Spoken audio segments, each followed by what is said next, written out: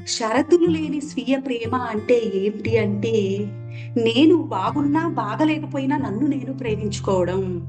చూడండి, మనం ఏంటంటే మనల్ని మనమే విమర్శ చేసుకుంటాం.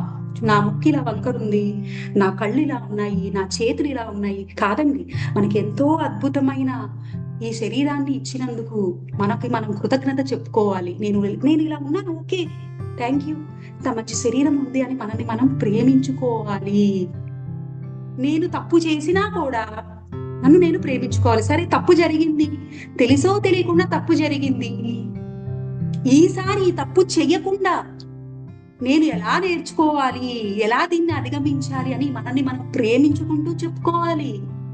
నేను సాధించకపోయినా, సపోజ్ మనం ఒక గోల్ పెట్టుకున్నాము. 100% రీచ్ అవ్వాలి అనుకున్నాం. 70%కే రీచ్ అయ్యాం. ఇప్పుడు పర్లేదు. ఓకే. మనకి మనం శబాష్ చెప్పుకుంటూ, ఓకే, నేను ఇప్పుడు 50 నుంచి 70%కి వెళ్ళాను కదా! ఈసారి 100% వెళ్ళడానికి ట్రై చేయాలి అని మనకు మనము నే నే మనం అంగీకరించుకోవాలండి. ఇవన్నీ చేస్తున్నామా? లేదా మనల్ని మనం క్రిటిసైజ్ చేసుకుంటున్నామా? ఇలాంటి షరతులు లేని స్వీయ ప్రేమని ఇవ్వాలి.